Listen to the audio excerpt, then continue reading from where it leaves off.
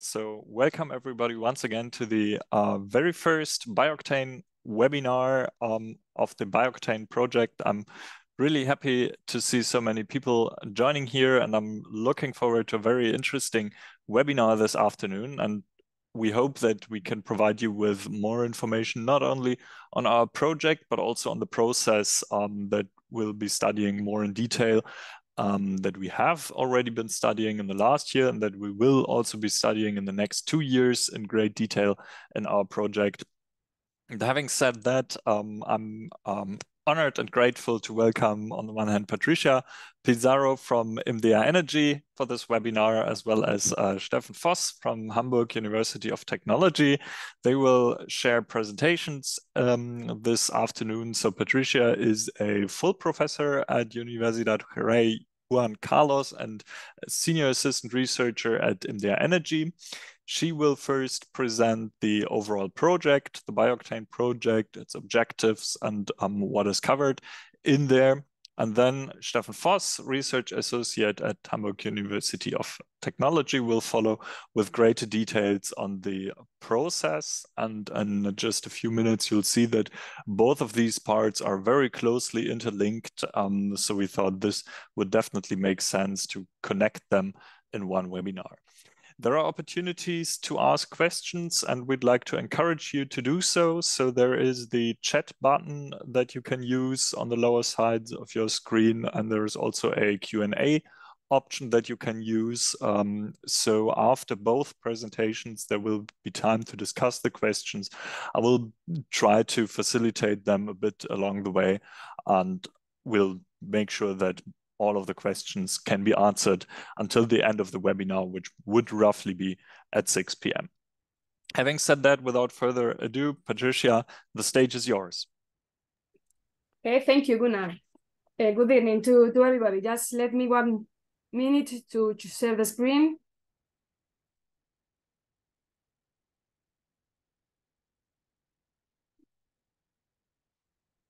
I hope that you already see the slides.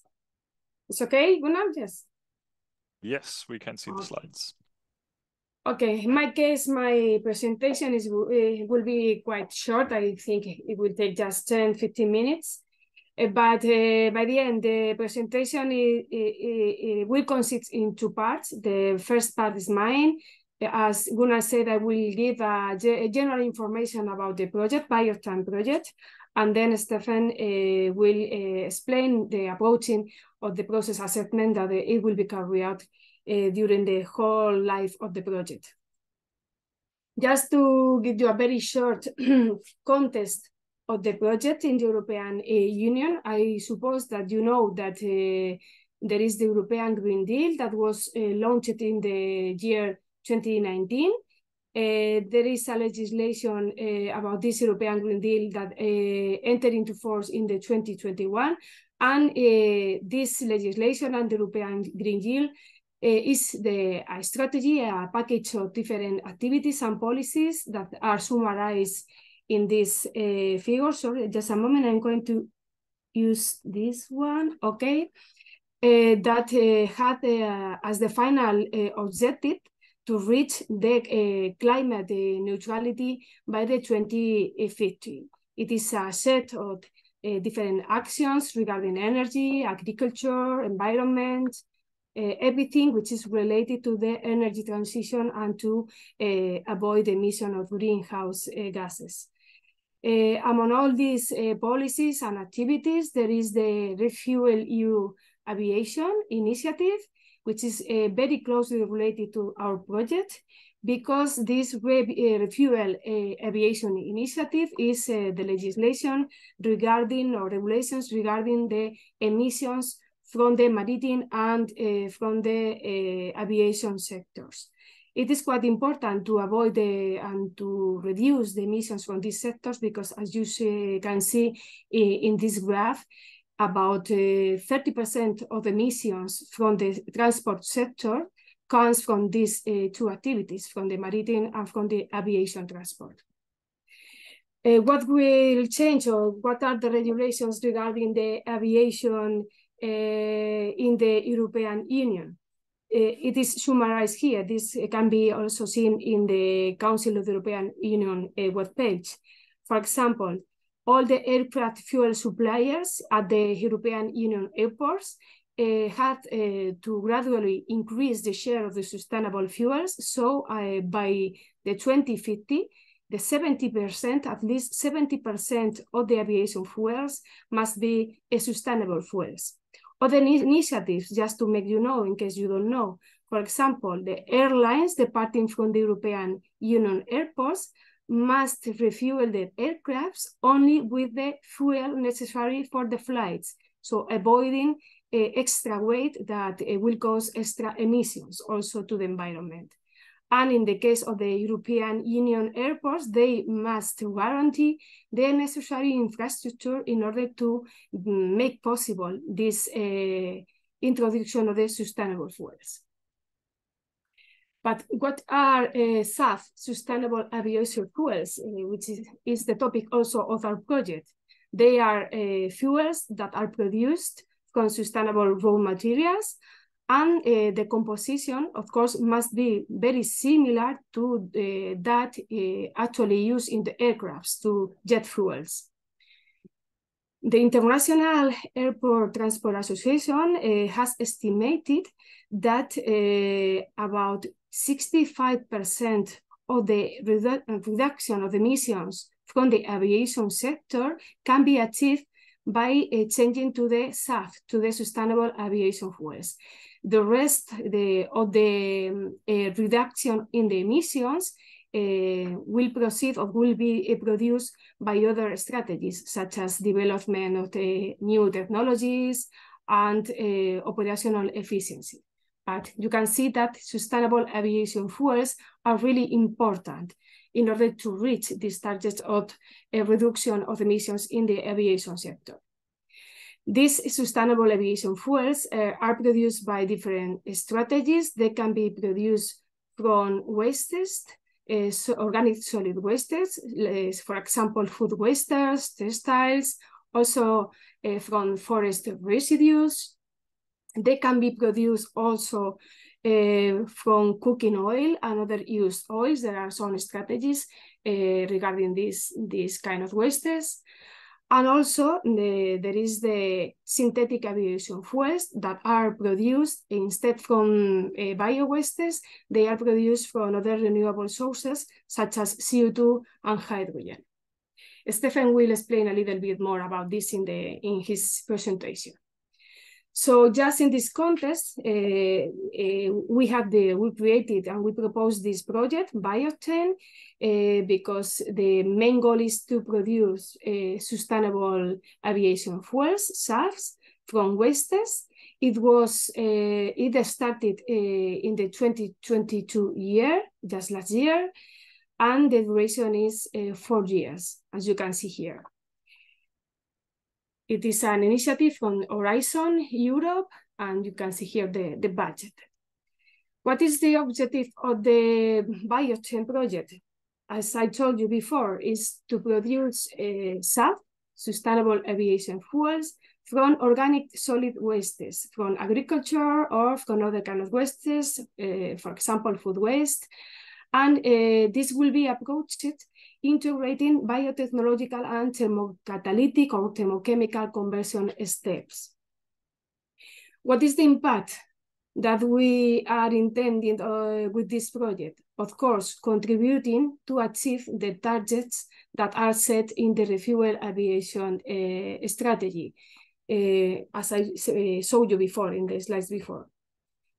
And more specifically for our project, some of the expected outcomes are to reach a synergetic coupling between the biotechnological, catalytic, and thermochemical routes. We are going to combine different conversion routes in order to maximize the recovery of the chemical energy that are in the bio-waste in the form of jet fuel.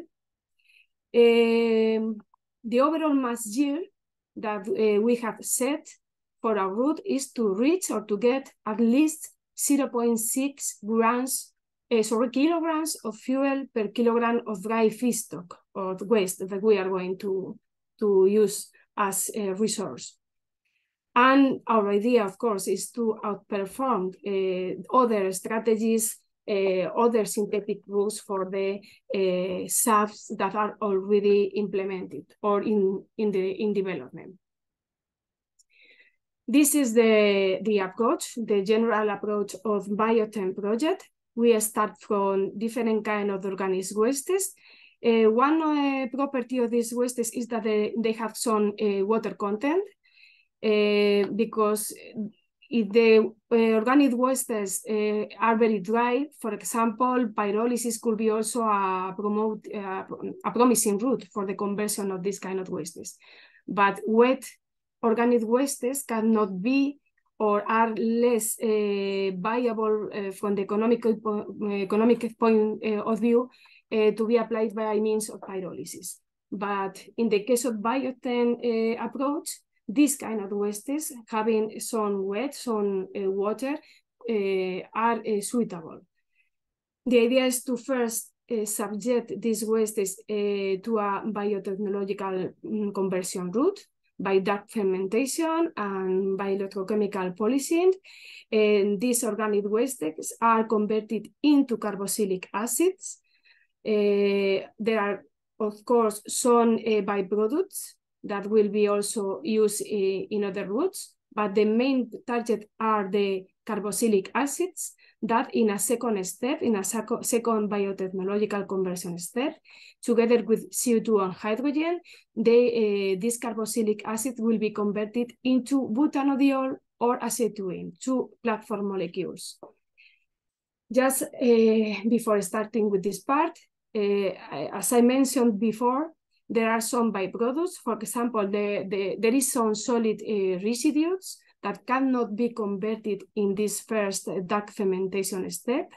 And then in order to maximize the use of these residues, of these wastes, we are going to convert all these solid phases into mainly CO2 and hydrogen by means of catalytic hydrothermal gasification. In addition, because these solid phases have heteroatoms such as phosphorus and nitrogen, they will be also converted into fertilizer. We will explore the possibility to extract these compounds and to be used as fertilizers. Just continuing with this part, we have the two platform molecules coming from the biotechnological conversion step. And then here we are going to explore two approaches.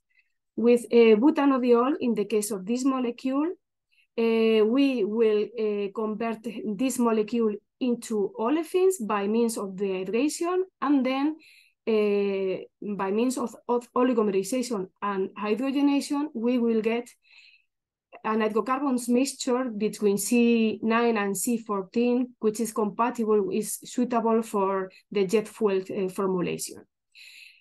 The novelty here is to combine in one step the dehydration and oligomerization steps, because normally these two reactions are carried out in separate reactors.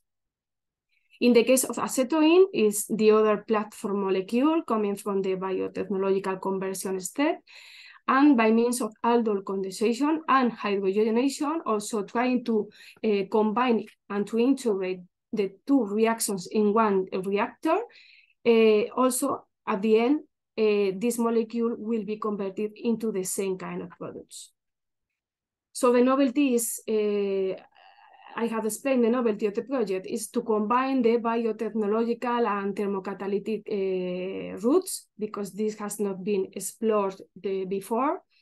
And we had to face several important challenges, which is, for example, to find the correct strategies in order to convert and maximize the conversion of these solid wastes into the platform molecules.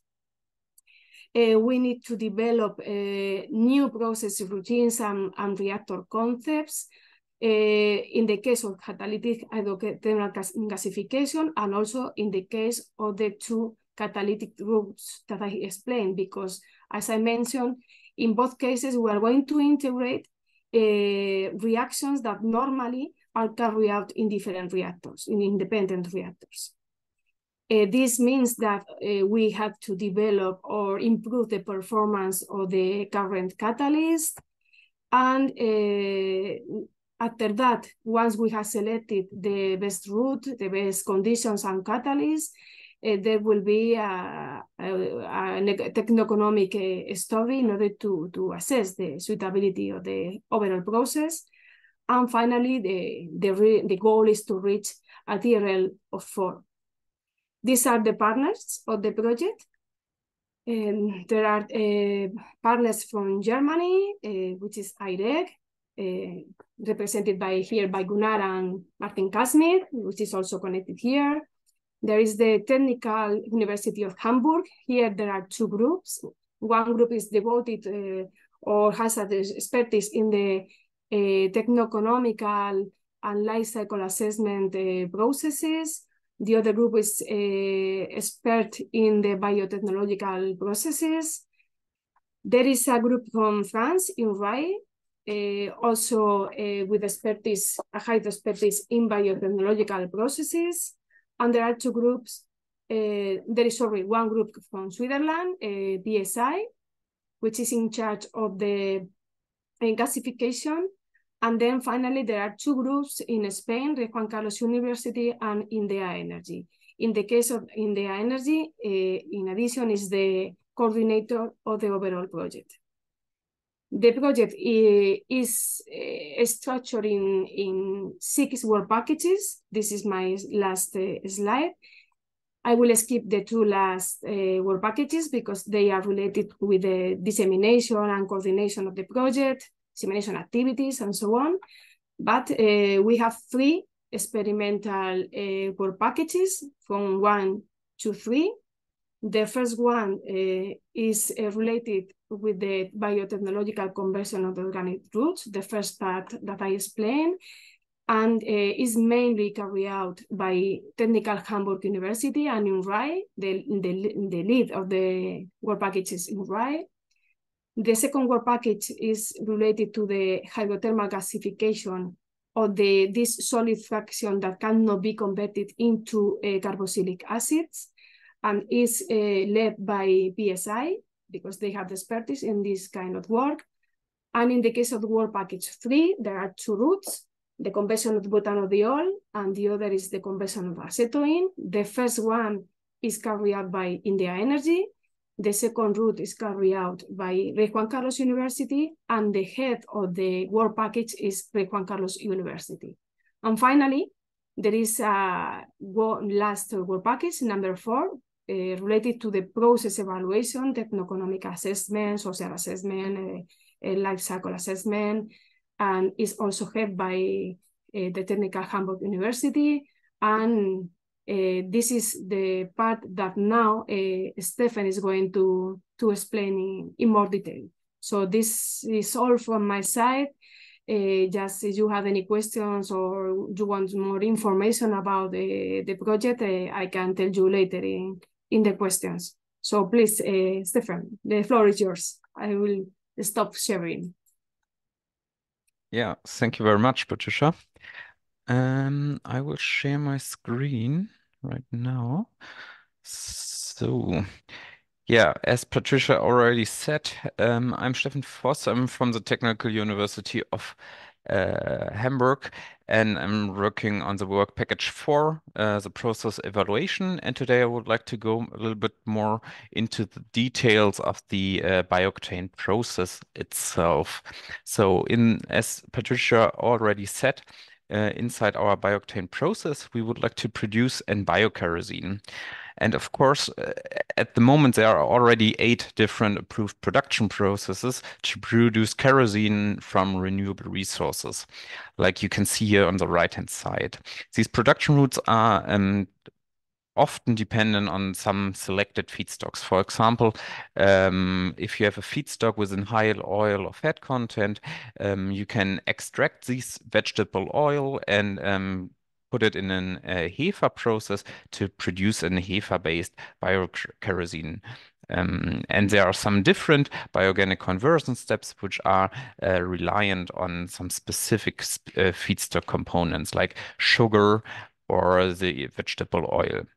The feedstocks or the process pathways, which are here shown on the right-hand side, the gasification and the pyrolysis, for example, for the lignocellulosic content, are not realized at the moment on a larger scale and are not so suitable, as Patricia already said, for example, wet processes, feedstocks. So if we use wild mixture feedstock like very heterogeneous feedstocks with an oil content, starch, sugar, and lignocellulosic contents, we may lose some valuable byproducts, products, and carbon inside our process systems in the today production processes, because they don't include the processing of, for example, our CO2 byproduct and some residues streams.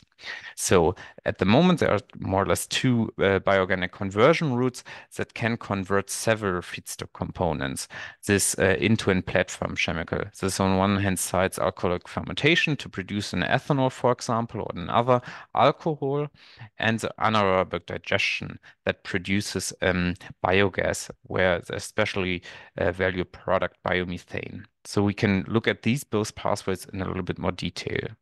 So both process pathways use a bioorganic feedstock to produce our end product kerosene and maybe some additional hydrocarbon byproducts like gasoline and diesel. After a pretreatment, which can be a biological, physical, or chemical pretreatment, we have our main biotechnology conversion step, which can be the anaerobic digestion or the ethanol fermentation. In both cases, there are interim product produced, which is a main product. In the anaerobic digestion, this will be the biomethane. In the ethanol fermentation, this will be ethanol and CO2 byproduct and a residue, and fermentation residue. With the main product, if it's biomethane, you can reform it to a synthesis gas, for example, a CO2-rich synthesis gas to form an methanol as an additional intermediate product and go over the alcohol to jet pathway to the kerosene, gasoline, and diesel fractions. These are more or less available processes at the moment to convert biogas to kerosene. On the other hand, you can reform the biogas, of course, to a CO2 pure synthesis gas and then go over the Fischer-Tropsch pathway to our kerosene. On the other side, if my intermediate product is ethanol, I can go directly from my main product, ethanol, to the alcohol to jet processes. So these available processes are already more or less existent today, but as you can see, the CO2 byproduct and the residues are not really used. So the idea behind our new BIOCTANE process is to produce a new bioorganic production processes, which is very carbon and energy efficient for the kerosene production by utilizing the CO2 byproduct and utilizing our residue streams. Therefore, the objective is to have a competitive technical, economic, and environmental process, which is compared to current biokerosene competing processes. What does that mean? I would like to have some key indicators like a high carbon and energy efficiency. I would like to have low kerosene production costs, of course, and low carbon footprint on an environmental side. So our new biokerosene production route, the new BIOCTANE process, have to be competitive with these available processes at the moment. To be able to evaluate these processes afterwards, so to evaluate our BIOCTANE process afterwards, we have to at first assess our key indicators for our competing processes. For example, as you can see now on the right-hand side, the competing process via the biogas and the methanol pathway. So at first, I would like to present today, for example, the efficiency of the competing processes via the anaerobic digestion and show you the carbon efficiencies which have to be reached by the BIOCTANE process. So in the anaerobic digestion pathway, we have a feedstock, which is in the first case a food waste as a very heterogeneous feedstock, and a water mixture that enters the anaerobic digestion, where the digestate as a residue stream is generated, and a biogas, which are separated and purified from off gases like H2S and CO2, because not all the CO2 in the biogas is usable here. After that, a biomethane CO2 mixture goes to the reforming step, where I can reform it to an hydrocarbon carbon monoxide mixture with rests of CO2 to produce afterwards the methanol as a main intermediate product in this case. This methanol can enter the so-called alcohol-to-jet pathway. This alcohol-to-jet pathway consists mainly every time out of a dehydration, oligomerization, hydrogenation, and fractionation step. In the dehydration, I dehydrate my methanol to an olefin mixture in the MTO methanol to olefins reactor.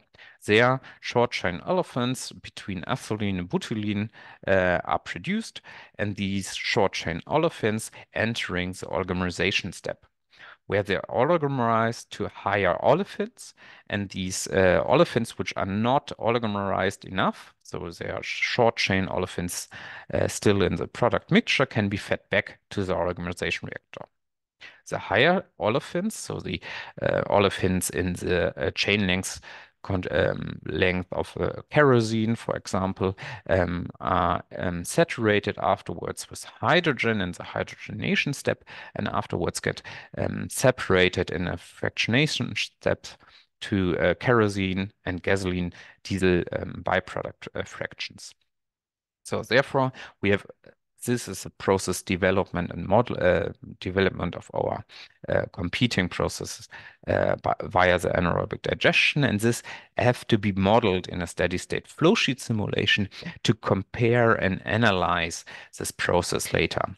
So this has to be modeled then, and the results and analysis results for the carbon balance is shown on the next slide.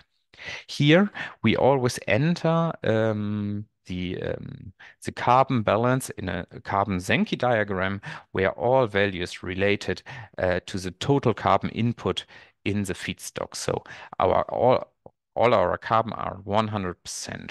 This doesn't consist of pure carbon. It is consisting out of these different components. So we have roughly 50% carbohydrates, then lipids, proteins, hemicellulose, cellulose, and lignin in our carbon. This is our composition of the feedstock.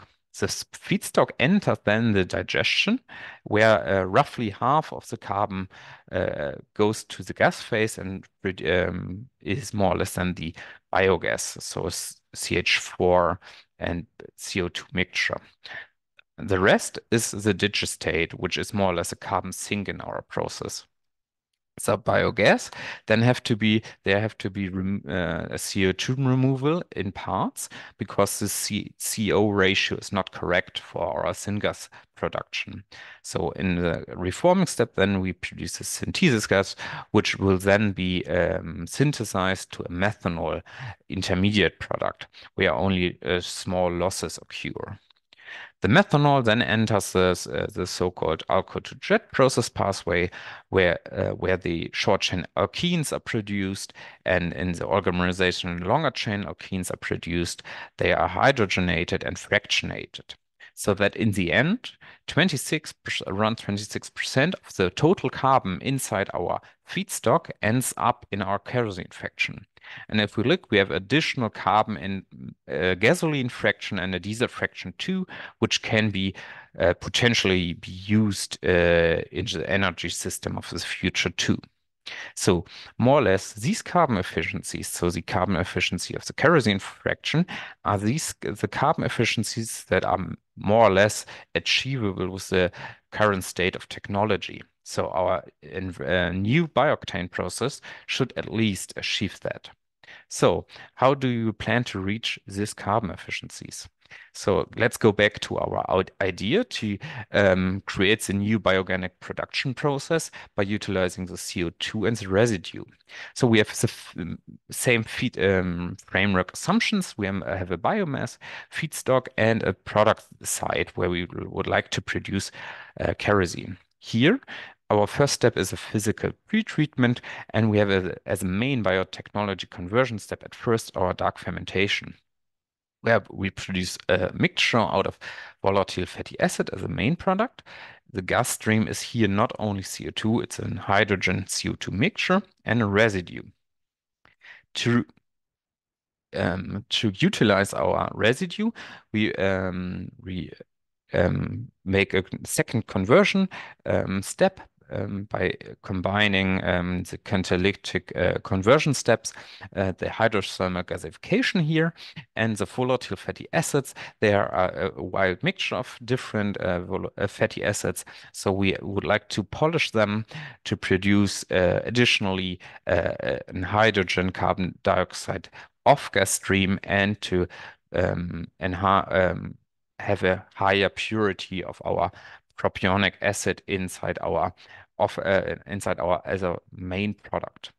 So this propionic acid and the byproducts, the gas phase, out directly out of the dark fermentation, out of the microbial polishing, and out of the hydrothermal gasification, enters the main second biotechnology conversion step, which is the biofilm reactor, where the propionic acid, the hydrogen, CO2, are converted to our main intermediate products, which can be on the one hand side, this 2,3-butanediol intermediate, or on the other side, the acetoin, which we can decide inside this conversion step. If we decide for the 2,3-butanediol side, we additionally put in new alcohol to jet pathway to produce the kerosene fraction. If we have an acetoin as a byproduct, we do the condensation and hydrodeoxygenation steps to produce our kerosene and hydrocarbons. Thereby, we can utilize the fermentation residue, especially through the hydrothermal gasification, and the gas phase is used too by the CO2 and the produced hydrogen in the dark fermentation. This process concept was designed and inside our process in the work package 4, this process have to be developed with the framework assumptions, have to be modeled, analyzed, and assessed. How this is being done, I would like to show you on the next slide. So at first, we started from the rough structure, like shown by Patricia, with the process development. Here we define the system boundary, we define what is our target product, and we do the first steps of the literature research and development of the experimental results by the experimental work packages 1 to 3. With these input, we are going to the next step where we are doing the process modeling. Inside the process modeling, we implement these data out of the development, out of the literature research and the experimental results to build our process models and simulate these process models under different framework assumptions and under different scenarios. So we are able to analyze our process, like already shown for the competing process over the anaerobic digestion.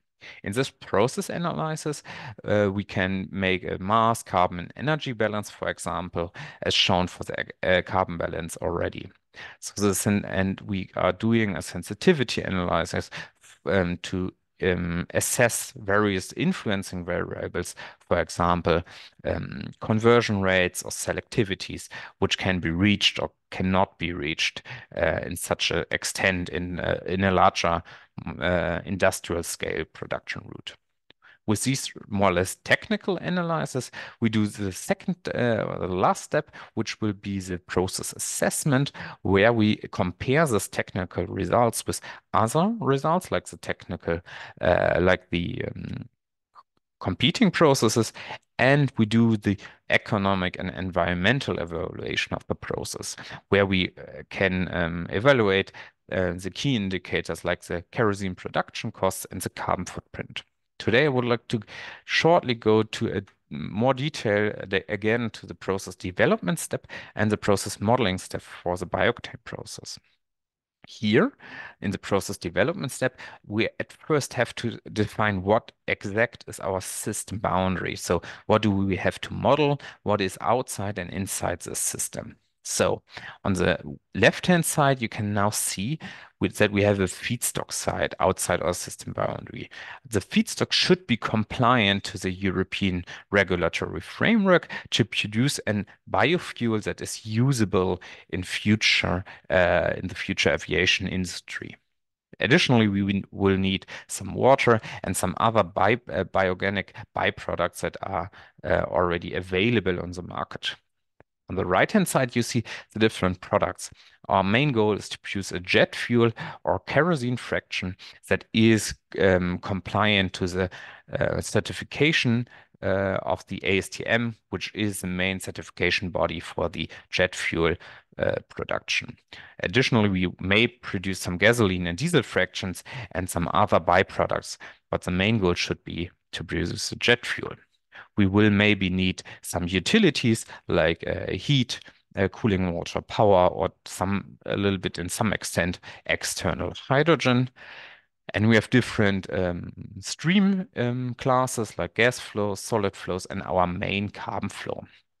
Starting from the food waste, we at first mix it with water to get a food waste and water and feedstock mixture to our dark fermentation. Here, the CO2 and hydrogen gas phase is produced, and the carboxyl mixture of the volatile fatty acids and the fermentation residue are separated in the suspension separation. The volatile fatty acids are then cleaned or polished in the microbial electrolysis cell by producing another hydrogen and CO2-rich gas phase by the propionic acid. And these gas phases then enter the membrane biofilm reactor, where the 2,3-butanediol and the acetylene is produced. And additionally, the water have to be separated before these can be processed further. So the water has to be separated and fed back, and and we need a little bit more of water inside our second solid phase processing, because the solid phase have to be pumpable that it's possible to enter the hydrothermal gasification step. Because in this step, we have a lot of salts and heteroatoms. The salt have to be separated that the hydrothermal gasification can take place. The salt is separated in the salt separator as a brine, which can be used as a fertilizer and may be tested for some extent to fed back to the fermentation.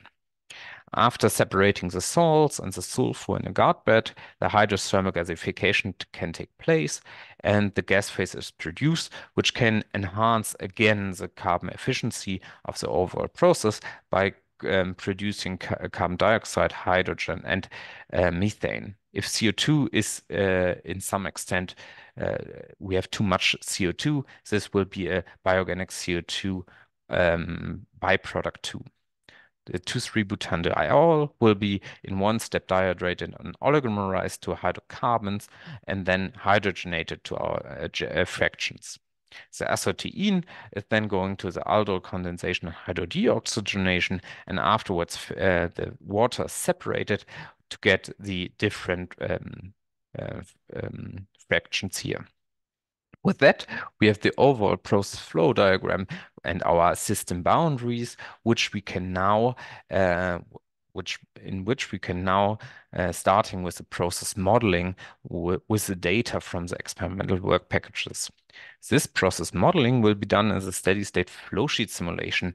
In this case, we are modeling this processes with Aston Plus. This will be adaptable for different capacities and feedstocks. Inside the process modeling, we at first model the individual processes for example, the dark fermentation. There we need substance data out of data banks, thermodynamic and chemical properties to at first have a first process unit model. With this process unit model, we generate the first results and go to discussion with our experts inside the project. Together with these discussion results and the experimental data from them, we improve our model results to get with these improved models to the second stage, where we are modeling the overall process, so the BIOCTANE process. We compile this overall process again in an SM+ model to get the results, and their additional feedback loop is necessary to optimize our overall process by optimize the parameters for the interconnection of the different process steps. If this is done, we have our BIOCTANE process results, which can then be compared with the competing process, for example, and the key indicators like the kerosene production costs and the carbon footprint can be calculated. These process models are currently being designed, so that is more or less the state of the art for our BIOCTANE process. So in this process, in this work package 4 process, more or less, from the process development over the modeling analysis to the process assessment, we already done the definition of the system boundary and the target product. And for the technical comparison, we compared already which are the competing processes and how the carbon and energy efficiencies is, for example, for the anaerobic digestion pathway.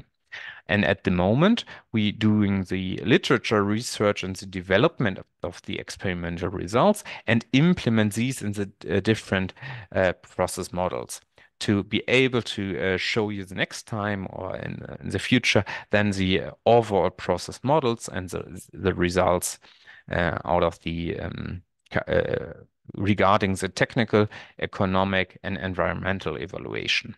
So with that, I think that was everything I would like to say today about the process evaluation.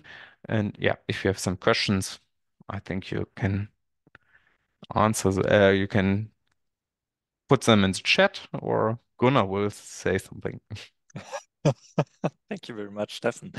That was a really insightful presentation, and Patricia, yours obviously as well. So thank you both very much for sharing those insights. And as you said, if there are any questions from the audience you'd like to ask, I think the easiest way would be either to write them in the chat or in the Q&A section.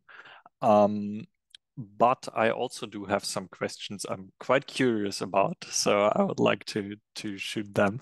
And Martin, if you have questions as well, of course you can ask anytime. So Patricia, I was wondering, since you mentioned a bit the scope of the project and how this what is foreseen for the project, what I could imagine is not yet quite clear is where do you see the readiness of the process or the project in the end? So do you see it rather as a demonstration study where at the end of the project you can say, okay, we are able to follow that conversion pathway, or is it more or less a demonstration of building large plants? No, it's as I think I mentioned in one of the slides, the idea was that we have established is to reach TRL4, which is a proof of concept of the project. So the idea is to demonstrate that the process is suitable and that we can reach the targets that have been established in at least in conditions in lab conditions that can validate the results that make these results interesting to be scaled up, but they are not going to be tested at a larger scale. In the case, for example, of the reactors that will be developed in the biotechnological step, the final reactor is to be set to reach a capacity of 10 liters. This is the maximum, just to give you an idea of the size or the level that we are going to reach, but not a demo plant, not of course. I see, I see. So more or less showing that this is a feasible way, and from there on, someone else could take it further, and in particular, take it larger. Yeah. All right, thank you. Yeah. So Steffen, you mentioned that there are several KPIs you're using to analyze that process. And I mean, energy efficiency seemed quite obvious to me. And then you mentioned carbon efficiency. Could you tell me a bit more why this is such an important KPI for this project? Yeah, so thank you very much. Yeah, so at the moment, of course, the conventional available production processes for the biokerosene are only using the main product, for example, the ethanol to produce our kerosene byproduct. There, of course, the CO2 is produced, for example, to produce or is not used at the moment, and the other case is if we have, for example, a power-based process, we always need some carbon, which is renewable. So this renewable carbon cannot come from an oil or coal or some fossil resources. So we have to develop a carbon resource which is renewable. And this renewable carbon resource have to be, for example, a biogenic resource. So we can use biogenic carbon, or we can use atmospheric carbon, which is then separated via the direct air capture, for example. But this, for example, is very energy intensive. So we have to be very efficient with our new, new, more or less valuable resource, which will be renewable carbon. So from that point of view, it is very interesting to build a very carbon efficient process pathway and to use a lot of the carbon which is already available in our biogenic feedstock inside our process. All right, I see. So like making the most out of the carbon that is available there. Yeah. Martin, you raised your hand. Yeah, thank you very much, Gunnar. Maybe to add up to this, I mean, if you look at it more on a view of the overall economy, I mean, our economy is very much based on carbon. So we use carbon as a raw material for clothing, for example. We use it for plastic material. We use it in the chemical industry. So, I mean, this is one of the most important, let's say, atoms or molecules which are carbon-based, what we use for the time being. And from a thermodynamic point of view, I mean, it's very demanding or very energy intensive if you have in the ambient air a range or an order of magnitude of about 420, 430 ppm at the moment, which is strongly increasing over time. But this is so far the order of magnitude. And to remove this as a, let's say, clean gas stream of 100% CO2, this is from an energy perspective very, very intensive and very demanding. And this is what nature does, basically. A leaf basically filter out the CO2 from ambient air. And this is the reason that I understood from Steffen that if we can use this, let's say, duty from nature, that nature already, or the photosynthesis or the plants remove already the carbon from ambient air, so we don't have to invest this energy and we don't have to invest this in, let's say, units and plants and energy, so we can use already the carbon.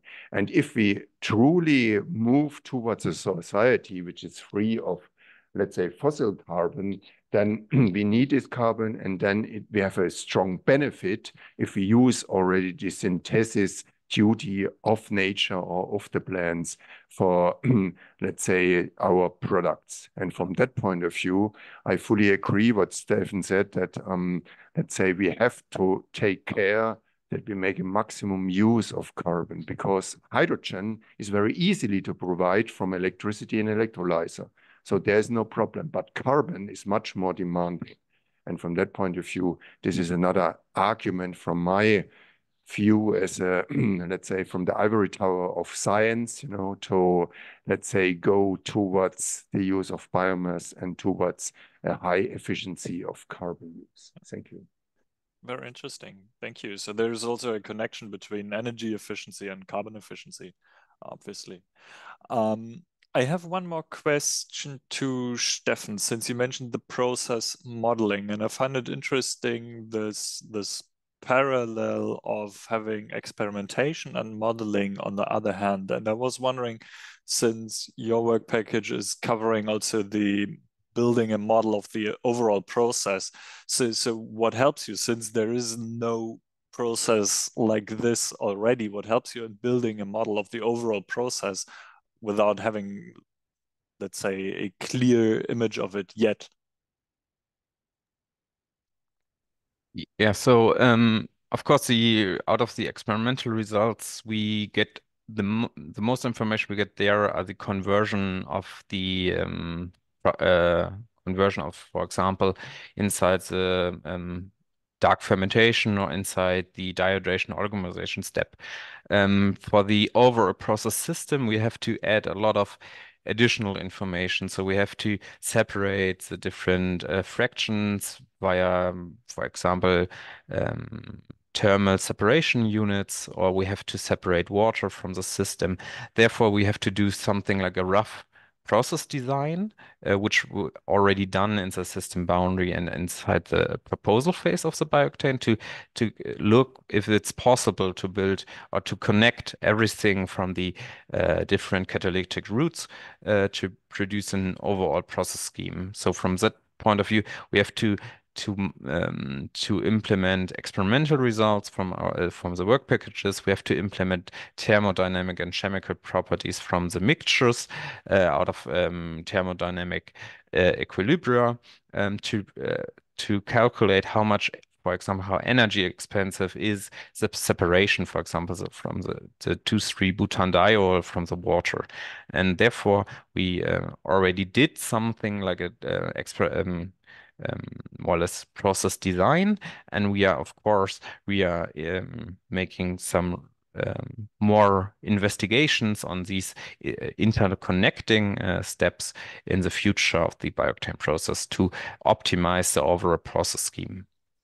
Interesting. Sounds like some nice overlaps that you can refine your sketch with the experimental modeling there. And in more organizational terms, that's why I'm directing the question to you, Patricia. I was wondering, since you showed that map with the project partners more or less spread across Europe, and you mentioned that you want to build a process or demonstrate that it's feasible to produce at least some amounts of kerosene and other fuels.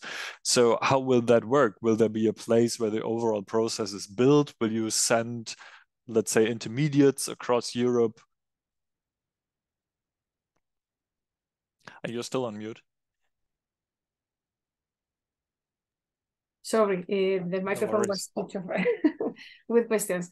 No, at the beginning, in the catalytic steps, we are working with model compounds, with model feedstocks, because the idea is to find the optimal conditions or the most promising reaction conditions and catalysts. Meanwhile, the people, researchers from biotechnological processes are developing the process and reaching the goals regarding the production of butanediol or acetylene. And after that, we will receive at least the composition of these products, because we need to know the impurities, the amount of water and other compounds that can be accompanying the platform molecules.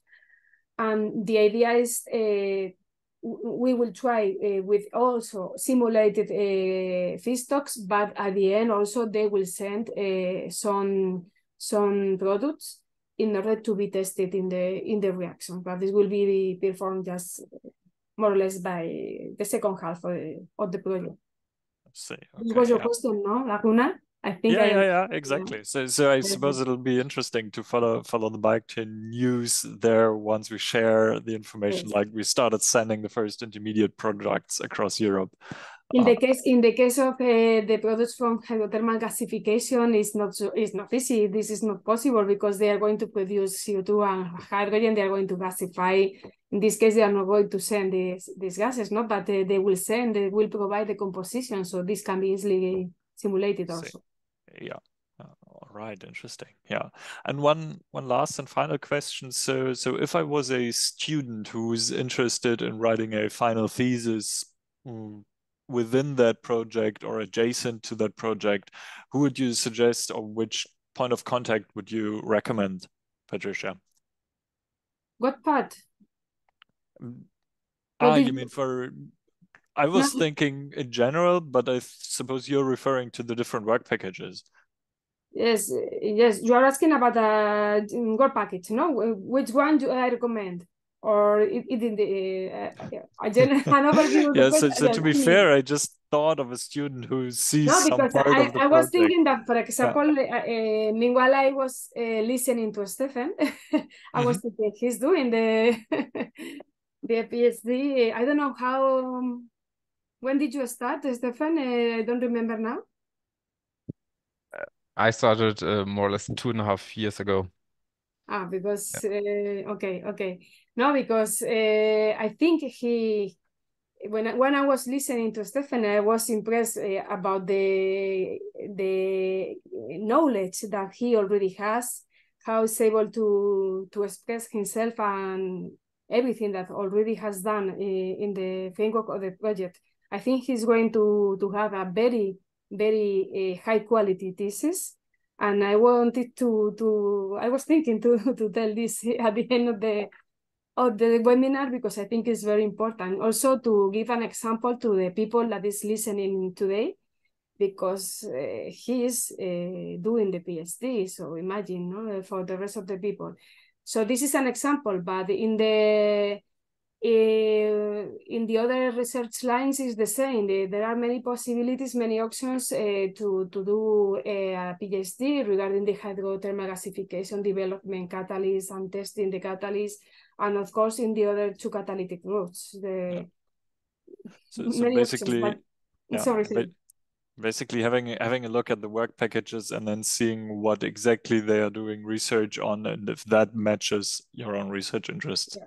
Yeah. Martin. But maybe to add up to this, I mean, basically I agree to everything what has been said, but if there's a student there who is willing to make his bachelor thesis or master thesis or doing some research in the area, I mean, I think that all of the partners very welcome and very happy if they get approached by students who are willing to participate.